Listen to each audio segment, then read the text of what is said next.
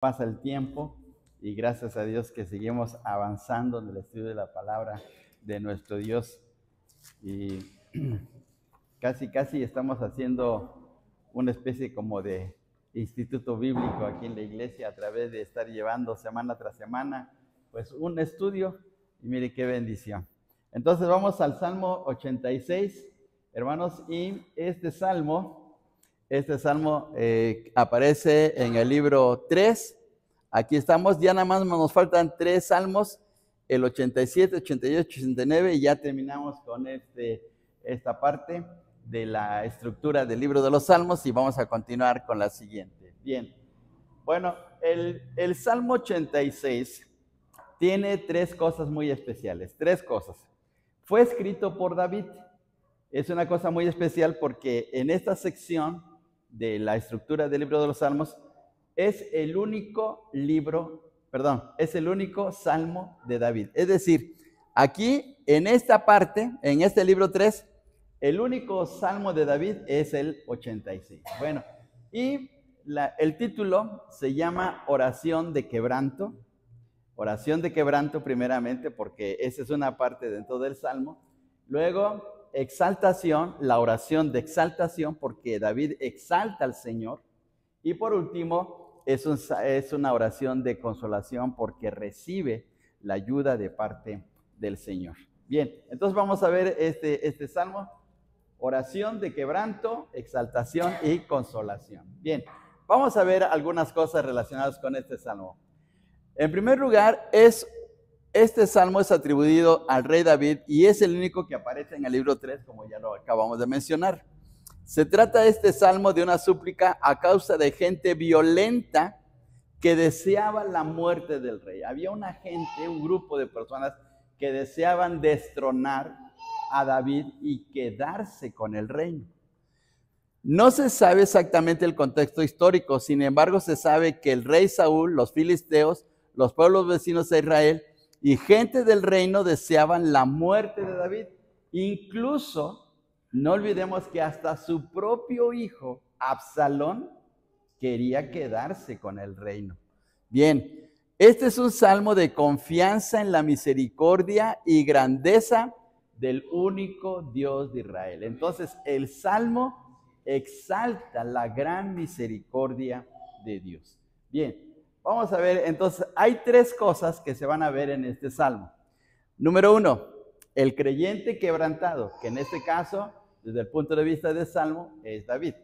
El creyente quebrantado. Segundo, el Dios único exaltado. Y 3, el creyente consolado. Entonces, 3 cosas muy fáciles de aprender. Primeramente, el creyente ¿qué? Quebrantado.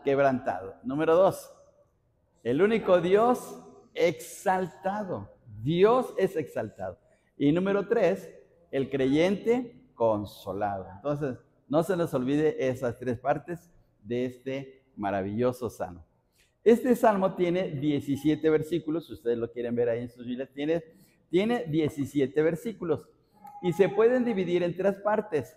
Los versículos del 1 al 7, que es la primera parte, segunda parte del 8 al 13 y luego del 14 al final, que es el 17. ¿Sí? Entonces, así está dividido este salmo. Bien, vamos a ver aquí.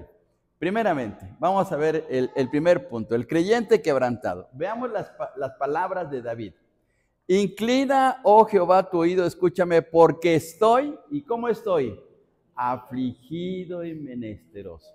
Eso quiere decir que le estaba pasando algo especial a David, algo que realmente le estaba afectando, le estaba atormentando. Y entonces, al estar experimentando esta situación, entonces veamos aquí, vamos a ver lo que es el quebrantamiento, ¿sí? ¿Qué significa ser quebrantado?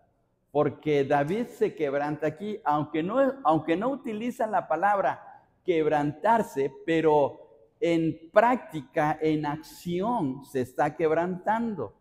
¿Pero qué significa eso? Bueno, vamos a ver, hay 2 situaciones. Primero, el quebrantamiento moral.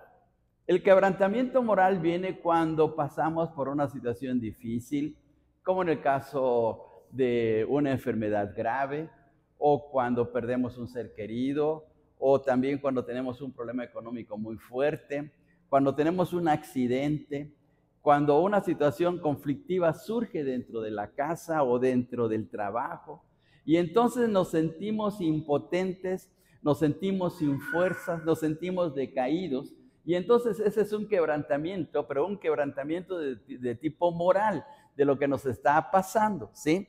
Entonces, esta es la situación del quebrantamiento moral. Pero también hay un quebrantamiento espiritual. Y el quebrantamiento espiritual es la actitud del creyente que somete voluntariamente, se somete voluntariamente sus anhelos, ideales y todo lo que él tiene a la voluntad de Dios.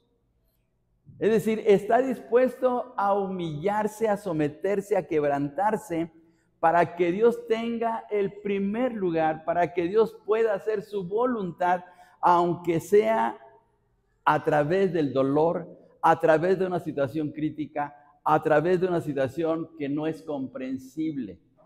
Ejemplos. Por ejemplo, pensemos en José, que fue vendido por sus hermanos. José fue vendido por sus hermanos, llevado a Egipto, a una tierra desconocida, vendido como esclavo. Y luego, estando en Egipto, resulta que es acusado injustamente por una mujer, la esposa de Potifar, lo acusan, lo meten a la cárcel. 17 años está en la cárcel. Y es una situación difícil. Imagínense todo lo que está pasando el pobre de José. Y en la cárcel conoce al panadero y al copero, les resuelve su sueño y lo olvidan por 2 años. Porque José les pide, clama a ellos diciéndoles, ayúdenme, cuando estén afuera acuérdense de mí. Y lo olvidaron por 2 años. Pero todo ese quebrantamiento de José se convirtió en una tremenda bendición, porque el Señor lo llevó a ser el segundo del faraón. Pero ese es quebrantamiento, hermano. Un ejemplo más de quebrantamiento lo vemos en el Señor Jesús. Lo vemos cómo está siempre sometido a la presión de la gente, de cómo lo critican, cómo lo malven. Es más, 2 veces, según los evangelios, quisieron acabar con su vida. Lo llevaron hasta un despeñadero para poder echarlo al abismo y acabar con su vida. Y por fin terminaron crucificándolo. Ese es un quebrantamiento espiritual, porque él se sometió a la voluntad del Padre. Y recordemos la oración que él dice en el Getsemaní, cuando dice, Señor, si es tu voluntad, pase de mí esta copa, pero no sea como yo, sino como tú, porque se está quebrantando. Entonces, es un quebrantamiento espiritual. Y es lo que está pasando en la situación de David. David se quebranta. Vamos a ver aquí. Veamos estos textos que hablan de quebrantamiento. Cercano está Jehová, ¿a quiénes? A los quebrantados de corazón, y salva a los contritos de espíritu. Salmo 34, 18. Aquí habla acerca de quebrantamiento. Ahora, el quebrantamiento no es fácil, no es agradable, no nos gusta. Siempre nos gusta algo seguro, tranquilo, sin problemas, pero a veces no es así. Salmo 147, 3 dice, Él sana a los quebrantados de corazón y venda sus heridas. En Isaías 57, 15 dice, porque así dijo al alto y sublime, el que habita en la eternidad y cuyo nombre es el Santo, yo habito en la altura y la santidad con el quebrantado y humilde de espíritu, para hacer vivir el espíritu de los humildes y para vivificar el corazón de los quebrantados. Veamos cómo el Señor le agradan a aquellos que se quebrantan. ¿Por qué? Porque el que se quebranta significa que pone a Dios en primer lugar, que somete su voluntad a la voluntad de Dios.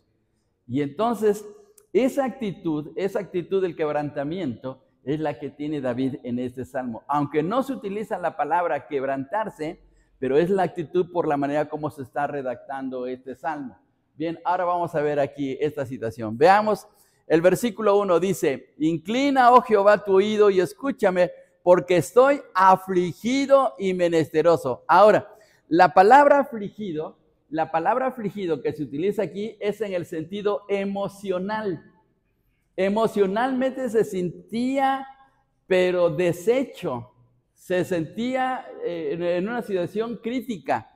La palabra afligido significa fatigado, humilde, necesitado, oprimido, pobre, pero pobre en el sentido espiritual, o sufrido también. Esa es la situación emocional. Y a veces nos pasa así. Emocionalmente estamos deshechos, ya no encontramos, como dice la gente vulgarmente, que nos caliente el sol, porque nos sentimos tan mal. Y la otra palabra, la palabra menesteroso, es la palabra que implica o indica la situación material. Es decir, que la palabra menesteroso indica una persona mendiga. ¿Sí? No hay que ponerle el acento en la E, hermanos. No hay que ponerle el acento en la E. Es mendigo, ¿sí? Cuidado con esa palabra porque a veces se pronuncia mal. Bueno, pero ¿quién es un mendigo? Alguien que ha perdido sus posesiones, alguien que ya no tiene los recursos materiales, que tiene que andar en la calle vagando, pidiendo una limosna, pidiendo un taco, un pan, una moneda, porque no tiene. Está arruinado materialmente. Entonces David está expresando esta situación en estas dos palabras en este salmo. Es decir, emocionalmente estoy deshecho, materialmente estoy en la ruina. Y no olvidemos que David anduvo vagando por el desierto muchas veces, hasta meterse en cuevas, a dormir en las cuevas, dormir ahí a la intemperie y pidiéndole ayuda a personas que le sostengan porque no tenían los recursos. Y entonces David se siente de esa manera, ¿sí? Entonces estas palabras están llevando a ese quebrantamiento que tenía David en su corazón. Bien. Ahora vamos a ver una cosa más todavía. En este texto, el versículo 4 dice, alegra el alma de tu siervo. No está diciendo, alegra el alma de tu rey, porque David había sido ungido para ser rey, pero no está utilizando ese término. No se está aprovechando de esa posición que incluso Dios ya se la había dado. Él simplemente dice, alegra el alma de tu siervo. Y siervo es un término utilizado 3 veces en este salmo, que se utiliza 3 veces en el versículo 2, 4 y 16, y uno en forma indirecta, indicando su completa sumisión a Dios como un verdadero esclavo.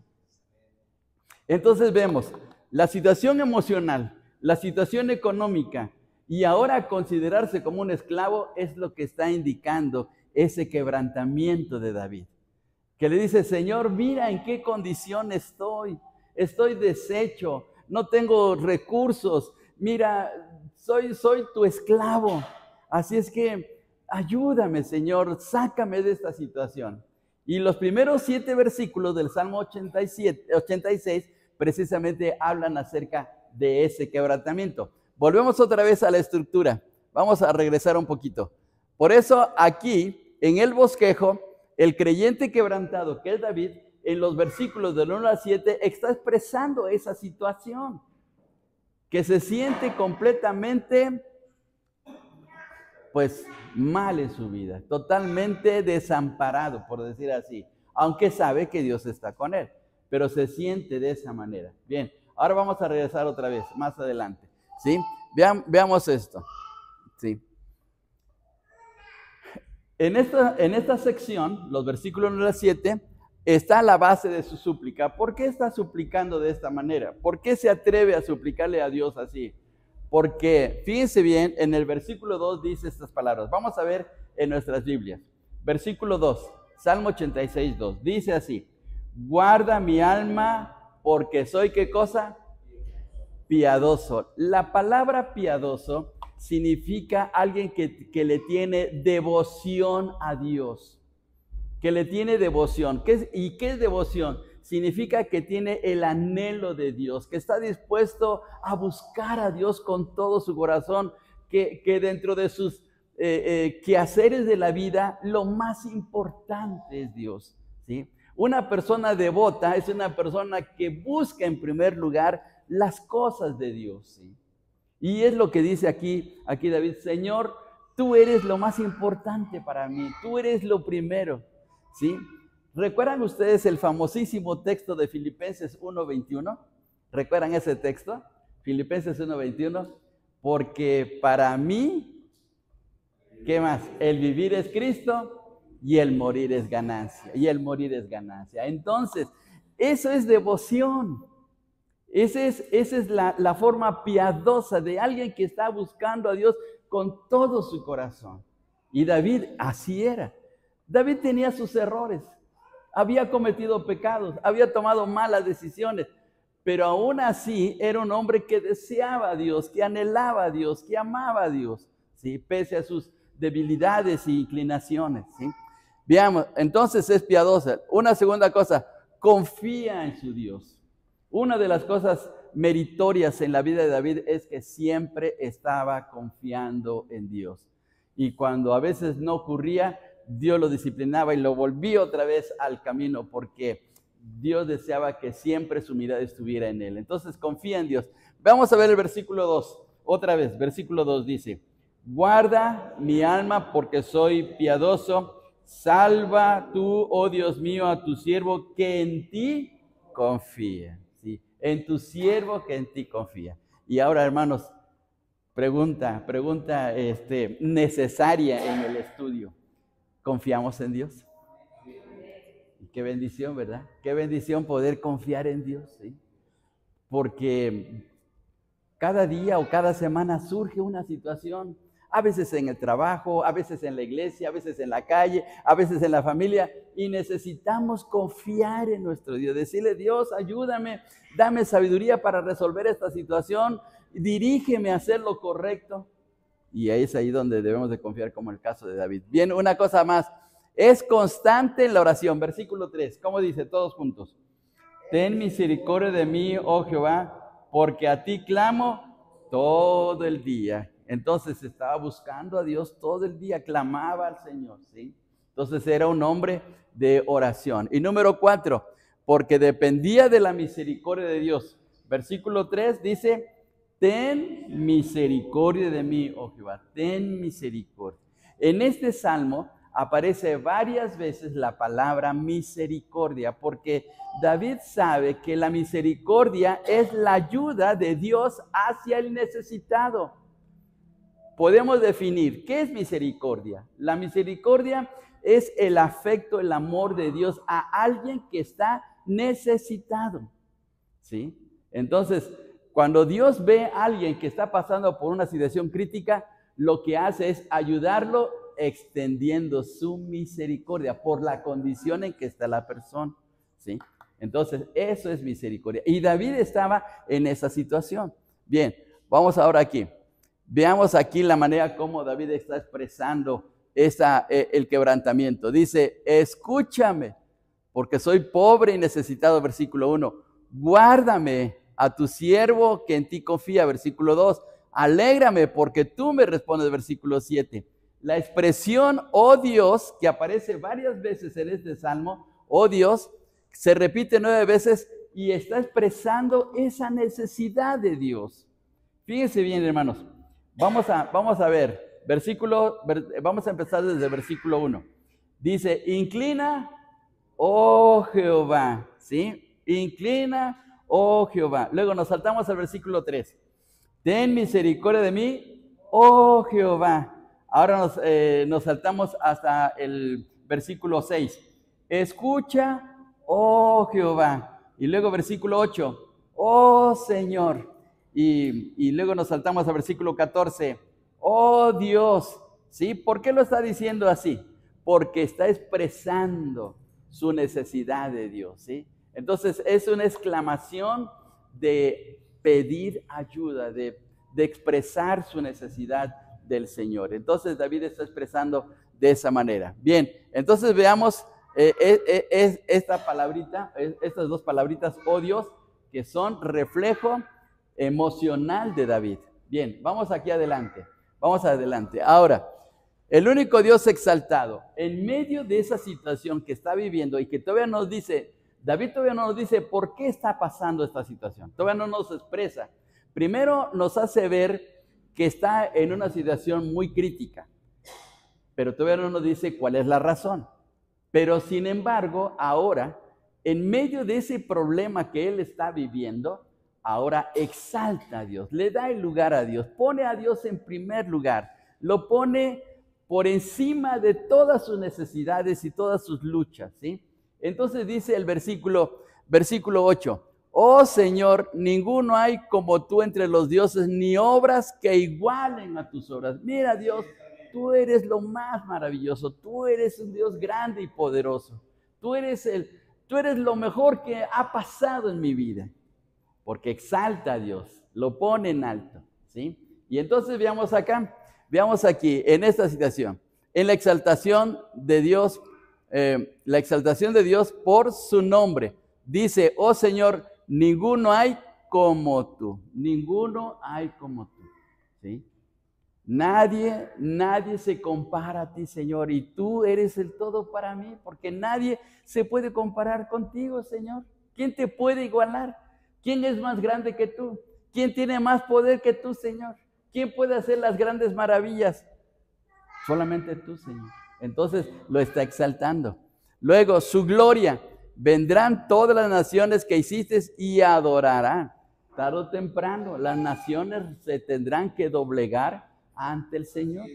En este momento puede ser que las naciones se rebelen, pero un día van a reconocer la grandeza del Señor y tendrán que doblarse. Recordamos Filipenses capítulo 2, donde dice el apóstol Pablo que ante Cristo se doblará toda rodilla y le llamarán Señor. ¿Sí? Fíjense qué cosa tremenda. Y luego su grandeza, solo tú eres Dios, solo tú eres Dios, nadie más, ¿sí? Israel estaba rodeado de pueblos paganos, los cananeos, los filisteos, los moabitas, los amonitas, los sirios, los egipcios que estaban más abajo. Todos eran pueblos paganos, idólatras, pero Israel mantenía su fe en el único Dios verdadero y David era un gran adorador de su Dios, ¿sí? Y así debe ser en el caso nuestro. Bien, una cosa más todavía. Ahora veamos aquí la sumisión a Dios. ¿Cómo se está sometiendo? Una vez más, está mostrando su quebrantamiento. Sumisión a Dios. Enséñame, dice, y yo caminaré en tu verdad. Versículo 11.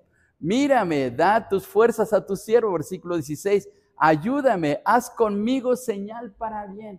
Entonces sigue clamando al Señor, pero dependiendo completamente de Él. David era un gran guerrero. David era un hombre decidido y valiente, pero no está confiando en su valentía. No estaba confiando en su ejército, no estaba confiando en algún recurso, estaba confiando en su Dios.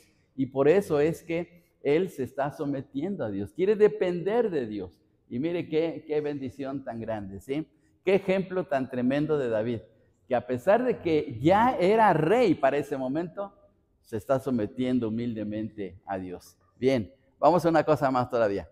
Ahora, vamos a ver aquí, hermanos, vamos a ver en este salmo. En nuestra Biblia, como está traducida al español, no se nota bien, pero ahorita les voy a mostrar algo especial. Hay 3 títulos para Dios: Jehová, Adonai y Elohim. Ahora, vamos a regresar aquí. Jehová. ¿Por qué utiliza David la palabra o el nombre de Dios Jehová? Porque el nombre de Jehová es el nombre de Dios en relación con el pacto que Dios ha hecho con su pueblo.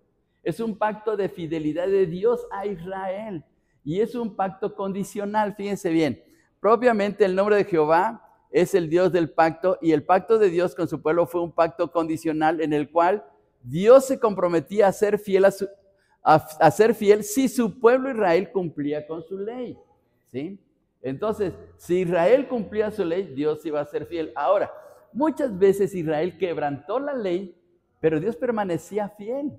Y el apóstol Pablo, escribiendo la primera carta a Timoteo, dice que si somos infieles, a ver, ¿qué pasa?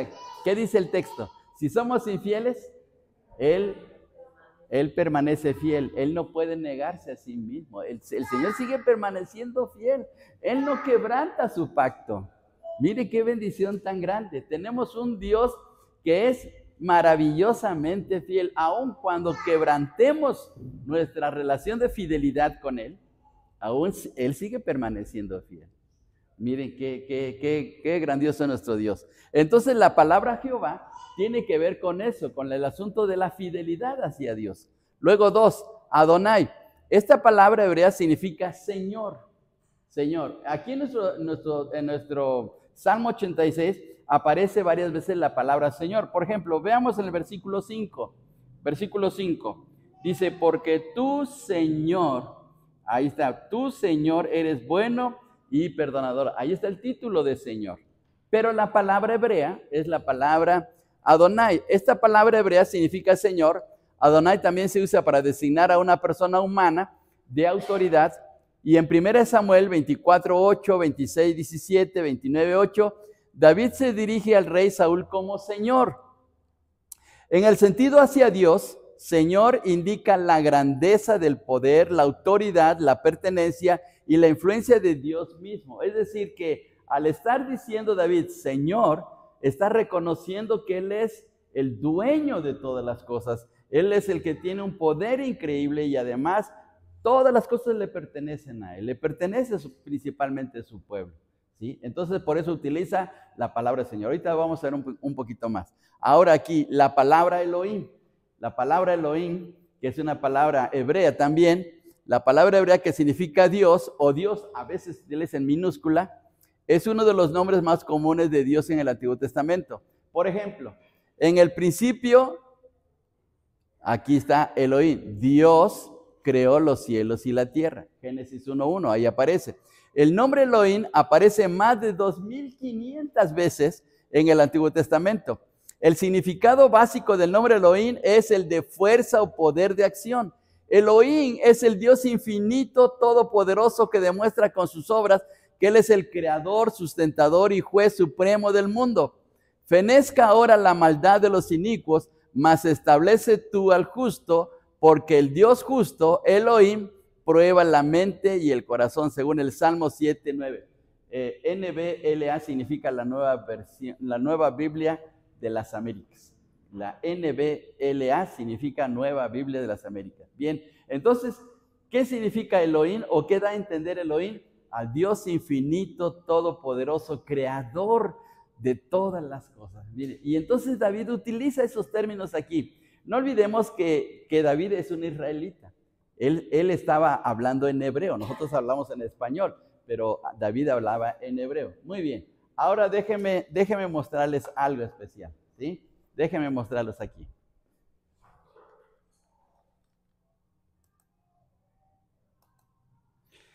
Bien, vean ustedes aquí lo que está, las palabras que están marcadas, esta, y ahorita les voy a mostrar otra más aquí abajo. La que está aquí también marcada, ¿sí? Bueno, este es el texto hebreo. El Salmo 86 está escrito aquí en hebreo. Esta aplicación se llama eSword. A ver si lo pueden ver hasta aquí arribita. No, bueno, no se nota, ahorita se los pongo. Esa aplicación se llama eSword. Ustedes la pueden bajar de internet, es totalmente gratuita y les da la oportunidad de bajar varias versiones de la Biblia, en español, en inglés, en hebreo, en griego, entonces, esto sirve para estudiar más a profundidad la palabra del Señor. Bueno, entonces miren, vamos a regresar un poquito.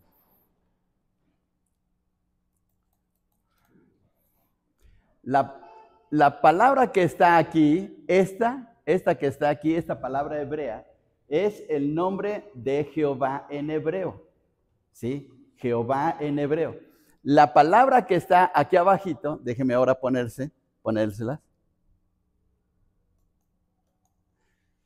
Esta palabra es la palabra Elohim, aunque no está completamente la palabra Elohim porque está relacionada con la siguiente palabra. Aquí se pronuncia Elohei, porque está relacionada con otra palabra, pero es Elohim. Y luego esta palabra es Adonai. Entonces, son los términos que utiliza David, los nombres de Dios, al estar escribiendo el Salmo 86, para expresar algo importante en su relación con Dios. Ahora lo vamos a ver, vamos a quitarlo de aquí.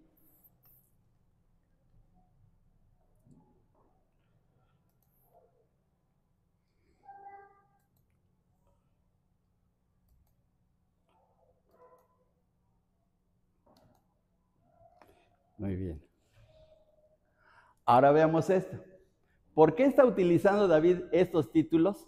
Porque miremos, la palabra Jehová está indicando para David, mi Dios del pacto, quien protege y vela por su pueblo. Porque Dios sigue siendo fiel con Israel, a pesar de que Israel le ha fallado tantas veces a Dios. Entonces David está reconociendo la fidelidad, el cuidado, la protección de Dios por su pueblo y se incluye ahí dentro. La segunda palabra, la palabra Adonai, está diciendo, la palabra Adonai ahí literalmente significa mi Señor y amo, a quien pertenece tu pueblo. Es decir, Señor, te pertenecemos a ti, somos tuyos. Así es que si somos tuyos, entonces defiéndenos, ayúdanos, protégenos, porque te pertenecemos. Una mamá tiene un cuidado especial por sus hijos porque son suyos y los protege. Hasta una gallinita protege a sus pollos cuando ve el peligro porque son suyos. Y lo mismo David está diciendo, Señor, te pertenecemos. Tú eres nuestro creador, tú eres nuestro Señor, tú eres nuestro dueño. Así es que protégenos. Salud, hermano. Y la otra palabra, la palabra Elohim, está indicando mi Dios, quien juzga a mis enemigos y su poder los destruye. Señor, si tú eres el juez, si tú eres el todopoderoso, encárgate de mis enemigos. Entonces, por eso es que utiliza estos tres nombres de Dios para referirse a su relación que tiene con el Señor. Entonces, qué bendición, hermanos. Para nosotros tenemos el serio problema de que nuestras palabras a veces son de significado muy amplio, ¿sí? Utilizamos una palabra para decir muchas cosas, ¿sí? Una sola palabra, ¿sí? Por ejemplo, la palabra padre. La palabra padre puede ser la relación de padre e hijo, pero también se dice padre de la patria. ¿Quién es el padre de la patria? Don Miguel Hidalgo, ¿verdad? Entonces, ahora, ¿realmente es nuestro papá Don Miguel Hidalgo? No, pero eso en un sentido histórico, en un sentido diferente. Y luego, por ejemplo, ¿cómo se le dice a los sacerdotes? También se les dice padres, ¿verdad? Los que son de esa fe, ¿no? Les dicen padres así. Entonces, incluso hay personas o los abuelitos le dicen luego a cierta gente joven, mi hijo, ¿sí? Pero no son sus hijos, nada más es una expresión de cariño, ¿sí? Entonces, una palabra en español tiene a veces varios significados, pero en griego y en hebreo no es así. No ocurre de esa manera, ¿sí? Principalmente en griego no se utiliza así, sino son más precisas las palabras. Bien, volviendo otra vez al asunto. Por eso es que David está utilizando los nombres de Dios para poder expresar su relación con Él. Bien, vamos a ver ahora aquí. Vamos al tercer punto. El creyente consolado. Ahora vamos a ver por qué David estaba expresando de una manera desgarradora esta oración. ¿Y por qué exalta a Dios con tanto entusiasmo? Porque dice, oh Dios, los soberbios se levantaron contra mí. Ahí está el problema de David. Los soberbios se levantaron contra mí y conspiración, vean esta palabra, conspiración de violentos ha buscado mi vida y no te pusieron delante de sí. Hay una conspiración. ¿Qué era David? ¿Qué era desde el punto de vista de Dios? Era su ungido, era el rey. Dios había mandado a Samuel a ungir a David. Él era el rey. ¿Pero todos estaban de acuerdo con David? Pues resulta que no todos estaban de acuerdo. Entonces había una conspiración. ¿Qué es una conspiración? Vamos a ver ahora, ¿qué es una conspiración? Bueno, pues una conspiración, la conspiración es un plan, un acuerdo, aquí me faltó la coma, un plan, un acuerdo secreto entre varias personas. Es un plan secreto. Se reúnen varias personas para decir, vamos a quitar a esa persona, vamos a echarla abajo, vamos a quitarle el puesto. Y la conspiración puede ser en el trabajo, la conspiración puede ser en el gobierno, puede ser incluso hasta en la iglesia, hermanos. La conspiración puede ser así, ¿sí? La conspiración es un plan, un acuerdo secreto entre varias personas, militares, grupos armados, civiles, con el objetivo de derribar el poder establecido y adjudicar el gobierno de una sociedad, un pueblo o nación. Adjudicarse, ¿sí? ¿Qué hace el que planea una conspiración? Quitarle lugar a la otra persona para quedarse en su lugar. Esa es una conspiración. Ahora, les hago una pregunta bíblica. ¿Quién le quería quitar el lugar a David para reinar en lugar de él? Pues hasta su propio hijo, Absalón. Fíjese qué tremendo, ¿sí? Entonces, ¿era doloroso para David o no era doloroso? Sí, porque pues podía pensar David, bueno, que fuera cualquier otra persona, pues como quiera, le salgo al encuentro y nos vemos en el campo de batalla, pero era Absalón su propio hijo. Entonces estaba en una situación así, pues muy difícil para él, ¿sí? Bien, vamos a ver aquí. La conspiración da lugar al golpe de Estado. El golpe de Estado ya es la acción. La conspiración es la trama. La conspiración es el plan secreto, ponerse de acuerdo en secreto. Pero el golpe de Estado es ya aplicar ese plan a la realidad para quitar el gobierno, ¿sí? Entonces, el golpe de Estado es la toma del poder político de un modo repentino y con violencia por parte de un grupo de poder, vulnerando las normas legales de sucesión en el poder vigente con anterioridad. Entonces, el golpe de Estado es ya definitivamente quitarle el lugar a la persona que está gobernando. A ver, hermanos, ¿recuerdan ustedes algún golpe de Estado en el mundo? ¿Un golpe de Estado? En Chile, ¿verdad? En Chile, ¿verdad?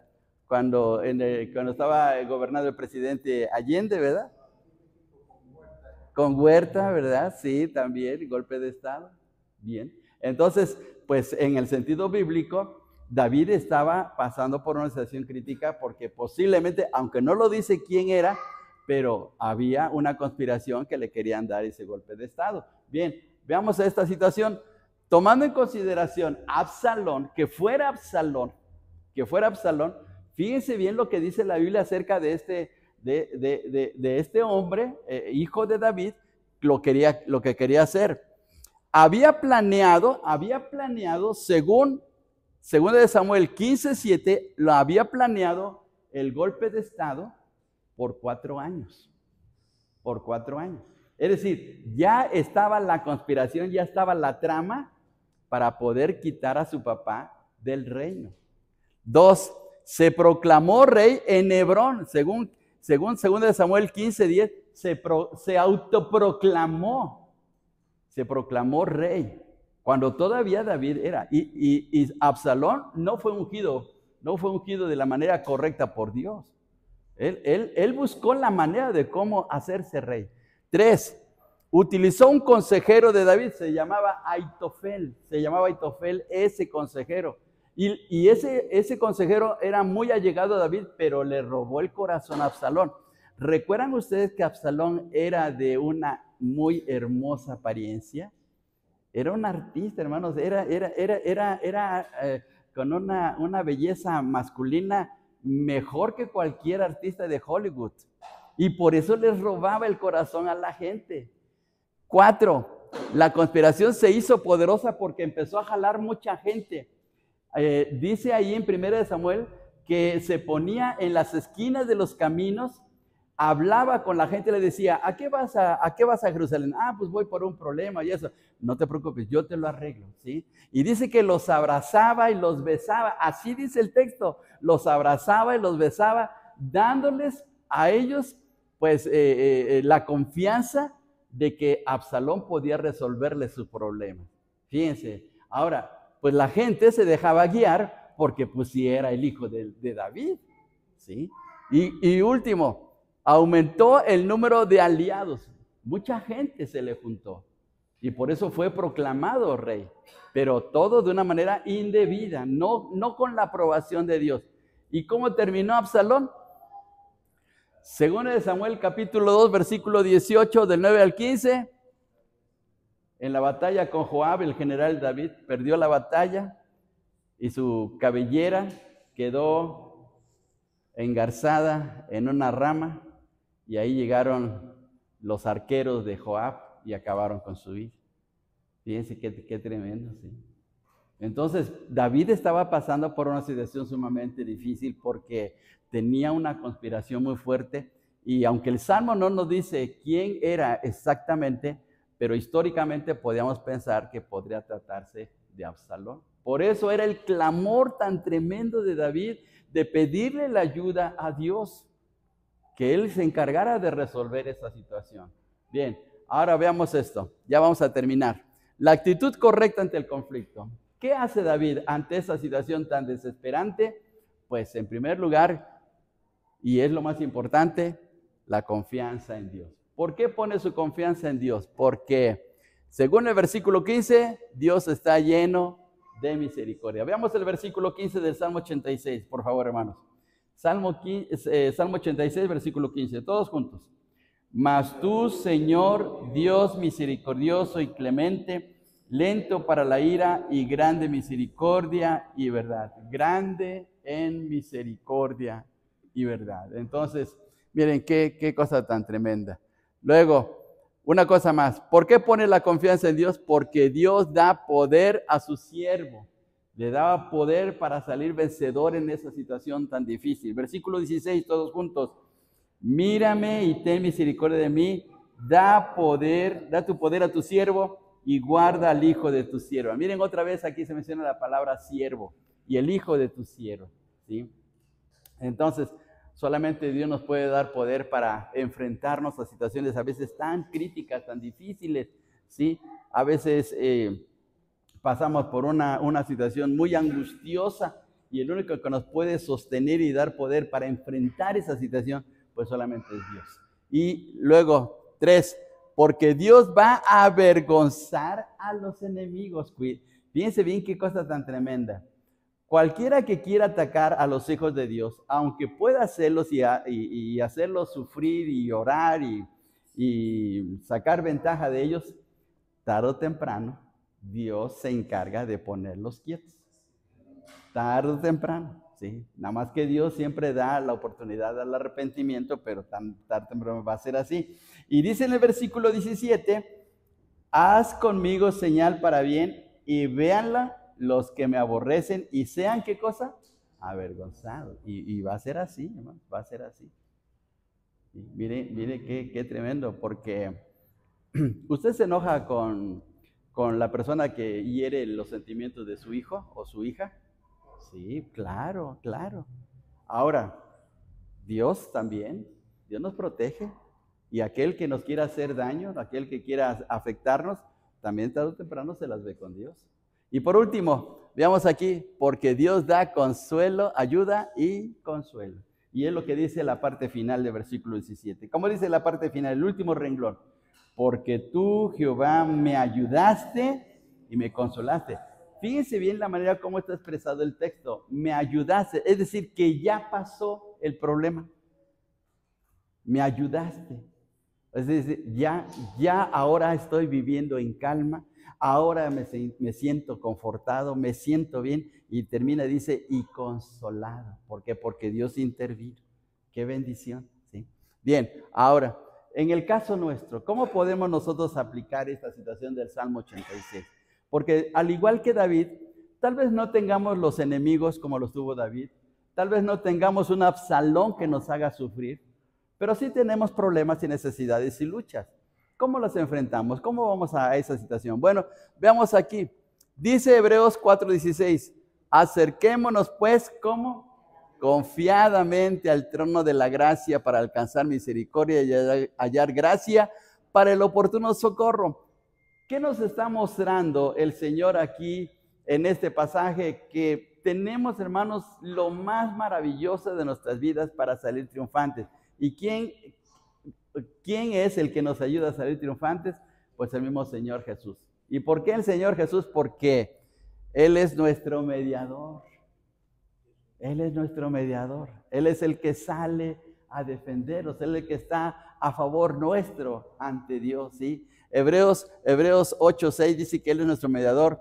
En Hebreos 4:14 dice que es nuestro sumo sacerdote, es decir, que está orando a nuestro favor como lo hacía el sacerdote en la antigüedad, en el Antiguo Testamento, así lo está haciendo. Y además dice Hebreos 7:25 que Cristo es nuestro intercesor. Él está velando día y noche a favor nuestro. ¿Por qué no llegamos a caer de una manera rotunda en un gran problema o alguna situación grave? Porque tenemos un intercesor que siempre está obrando a nuestro favor, que está actuando en nuestras vidas, ¿sí? Y entonces, en base a eso, hermanos, pues, ¿qué debemos de hacer?